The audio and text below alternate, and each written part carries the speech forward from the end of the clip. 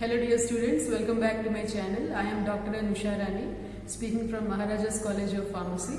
Today I am back with a small demonstration on paper chromatography. Students, first of all, I would like to give a small introduction to chromatography. Chromatography is a separation technique where components present in a mixture are separated by using two phases like a mobile phase and a stationary phase, either by the principles of affinity or by depending on the principle of partitions. And chromatography, the name itself indicates chroma means color and graphy means writing. So literally the meaning is color writing. So where the substances that we want to separate get separated into different colors by the end of the separation. So this is a brief definition to chromatography. And then chromatography is basically of two types, that is column chromatography and planar chromatography. Column chromatography is a type of chromatography where separations are done by using column like HPLC, GLC, etc. And planar chromatography is where separation is done by using a plane surface like paper chromatography, thin layer chromatography, HPTLC, etc. So today I am giving a demo on one of the planar chromatographies like paper chromatography. Paper chromatography is a partition chromatography where the separation takes place between two liquids, and the separation is done by using a filter paper called as Whatman filter paper. The stationary phase is the water that is present in the pores of the filter paper, and the mobile phase is the solvent or the solvent mixture that we take in the beaker.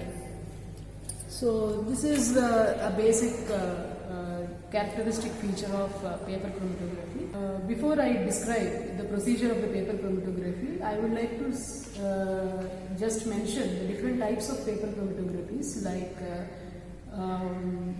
ascending paper chromatography, where the mobile phase moves from the down to upward direction. So this is one of the examples of ascending chromatography. And descending chromatography, where the mobile phase moves from top to bottom. And in this particular chromatography, the mobile phase reservoir is present at the top. And ascending and descending paper chromatography, where the mobile phase first moves up and then comes down.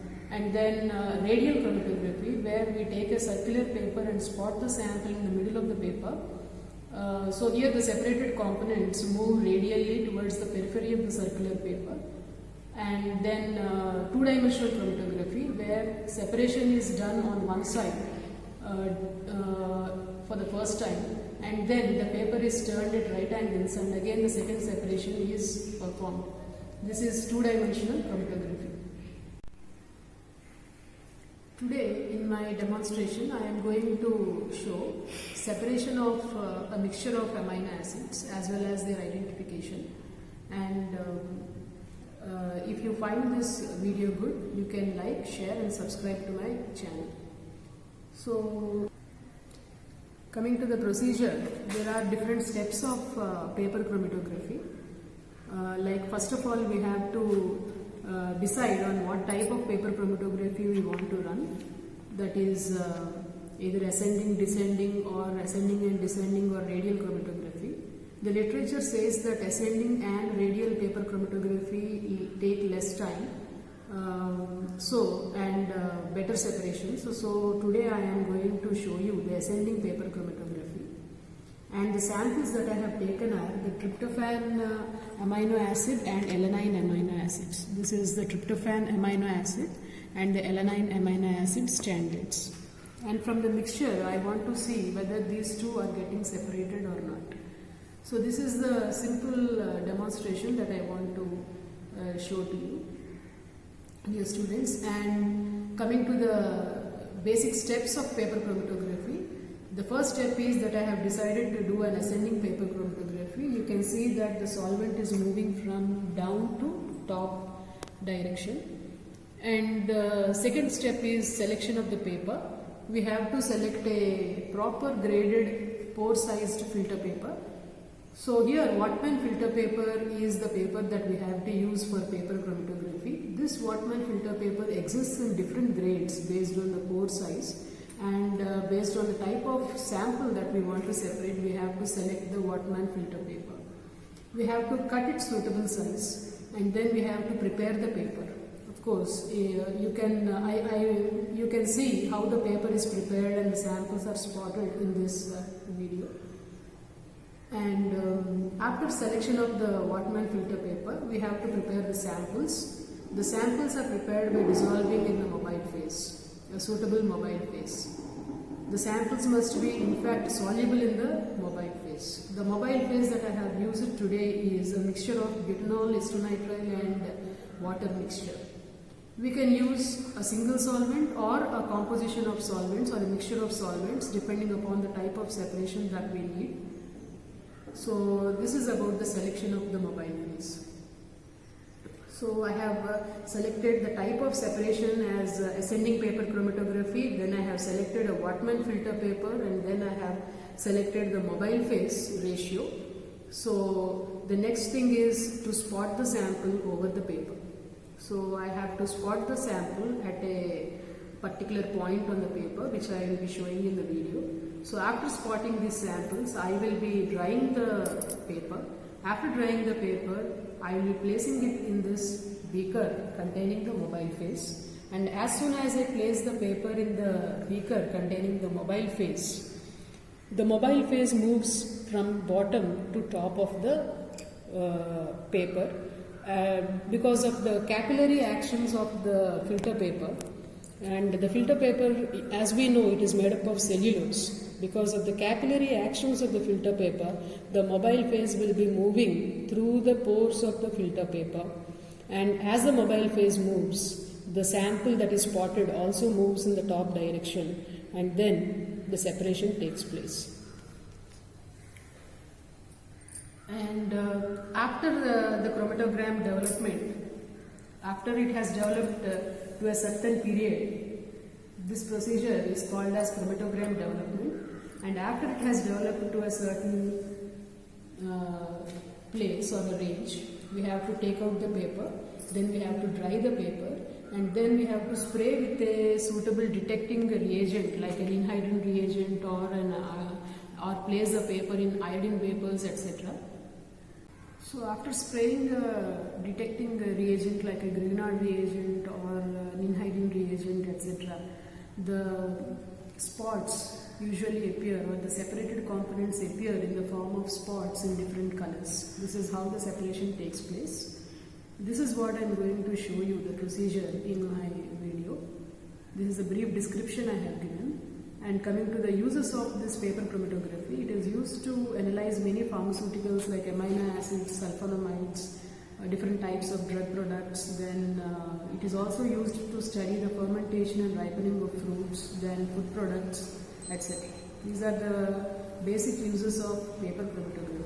So let's see in detail each and every step of paper chromatography. So I have taken the Whatman filter paper. I am showing the preparation of the paper for chromatographic development. I have drawn the origin line 2 centimeters away from the bottom edge of the paper, and then I am making certain markings over the origin line 2 centimeters apart, on which I will be spotting the sample. So after making the markings, I have to make the cross marks such that I will be spotting the sample exactly at the point of intersections. Then I will be labeling them as A for alanine, T for tryptophan, and M for the mixed sample. I am also drawing another line at the upper edge of the paper, 2 centimeters away from the upper edge, so that the solvent doesn't run out outside the limit. So these are the markings. Then I am spotting the samples with the help of a capillary. The first one is the alanine standard.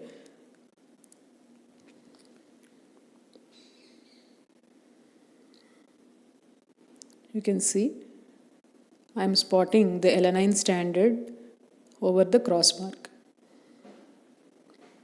Next, I will be spotting the tryptophan standard over the cross mark. Then I will be spotting the mixed solution which contains alanine and tryptophan. Then I will be drying the paper. So now I will be drying the spots.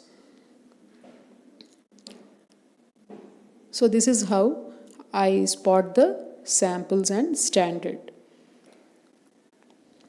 Then I have to go for chromatographic development. So I have taken the chromatographic tank into which I have taken the solvent, that is butanol and estronitrile mixture. Then I have just placed the paper, the Whatman filter paper, on which I have spotted the sample. You can see the way I have placed the paper. We have to place the paper in such a way that the solvent level is just below the origin line. That is what you can observe there. The solvent level must be just below the origin line. Now as the solvent moves upwards through the pores of the filter paper, it comes into touch with the origin line, and when it touches the samples that we have spotted, now the samples also move along with the solvent in an upward direction. While they move in that way, they get separated at different regions over the paper as different spots. So you can see now the chromatogram development. You can see a dull line, that is a solvent front. It is called as the solvent front.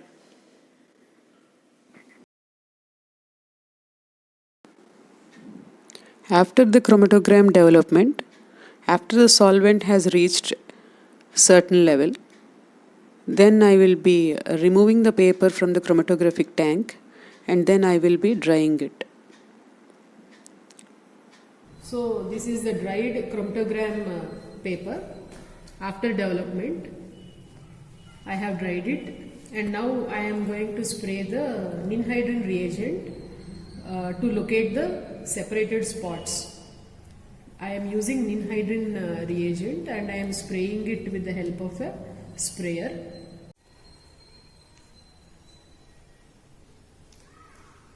So I am spraying the reagent on the paper.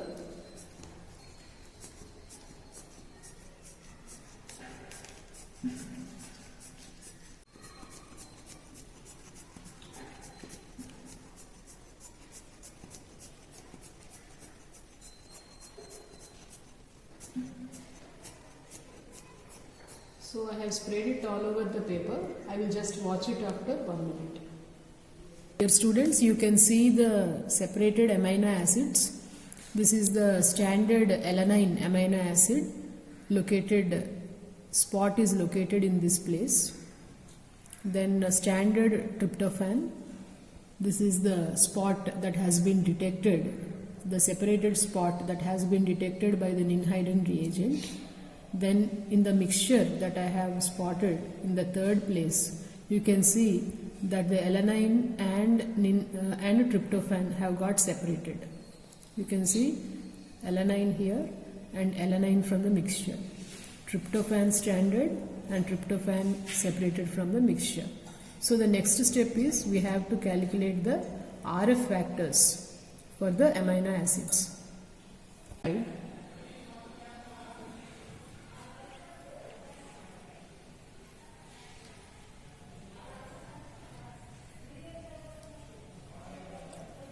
These are the spots that have been identified after separation. So you can see alanine standard separated here, tryptophan separated here, and from the mixture alanine separated here and tryptophan separated here. So these can be identified as alanine and tryptophan. So these are the developed spots on the chromatogram, and as I have already described, paper chromatography comes into partition chromatography. So the mixture that is present in our today's sample, the individual components in the mixture travel according to their partition coefficient towards the stationary and mobile phases. That which has more solubility in the stationary phase travels slower, and the component that has more solubility in the mobile phase travels faster. So in this today's demo, we can see that alanine is more soluble in the stationary phase, that is in the water that is present in the pores of the filter paper. It has more affinity towards the stationary phase, so it has travelled slower. Whereas a tryptophan has travelled faster than alanine, as it has more partition or solubility towards the mobile phase, that is our solvent composition, that is butanol, esternitrile and water mixture. So that is the basic principle on which the components are separated. That which has more solubility towards the stationary phase, or that which has more solubility towards the mobile phase, separate accordingly. To confirm that the separated components present in the mixture are alanine and tryptophan, I have to calculate RF values, or it is called as retention factor. So, retention factor is a qualitative parameter which is a characteristic feature of a particular component. For example, for today's amino acids, so alanine will have certain RF value and tryptophan will have certain RF value. So if I calculate the RF values of the standard as well as the RF value of the components that are separated from the mixture, if I get the identical values, then I can confirm the separated components as alanine and tryptophan. So it is a qualitative parameter to identify the compounds. So, and retention factor can be calculated by a simple formula like distance travelled by the sample or solute by distance travelled by the solvent. Distance travelled by the solute by distance travelled by the solvent. So let us see how to calculate that RF value. So for that, already I had circled the spots that have separated.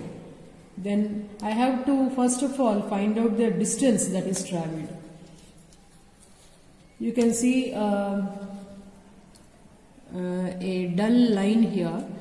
This is the distance that is travelled by the solvent, total solvent. So I am just marking it.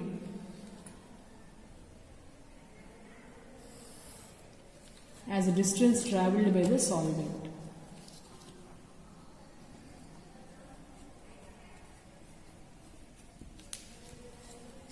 Then for every circle or separated spot, I am just marking the center of the spot.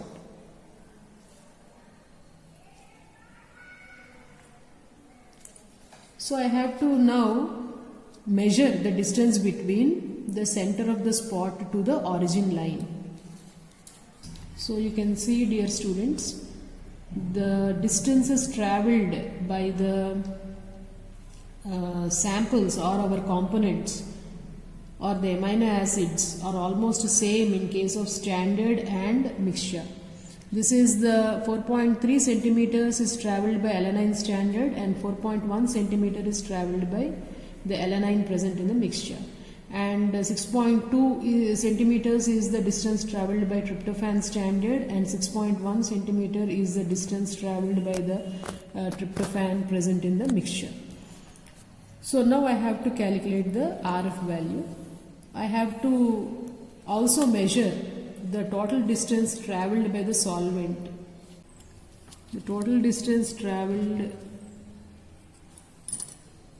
by the solvent is 8.4 centimeters.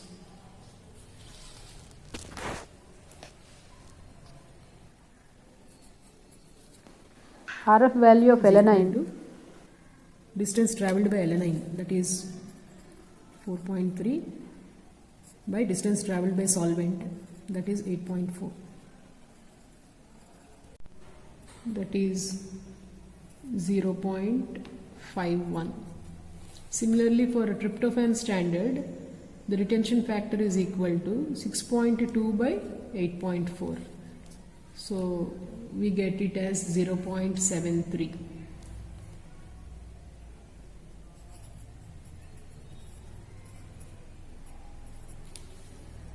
Then for alanine that is present in the mixture, it is 4.1 by 8.4. So RF for alanine in the mixture is equal to 0.48.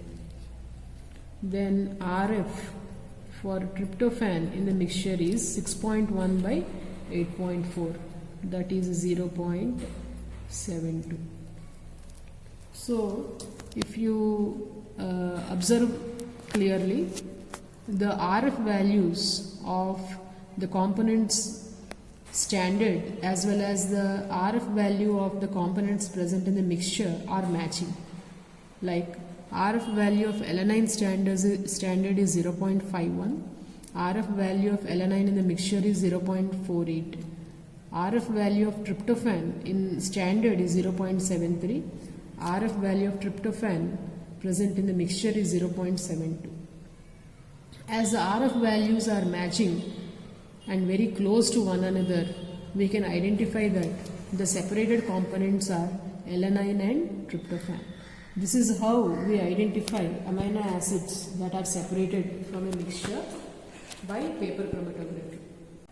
So dear students, this is how we perform paper chromatography, which is very easy to be done in a lab. If you have very simple apparatus like this, like a beaker and a lid, a glass rod, the volumetric flasks, capillary tubes and Wattman filter paper.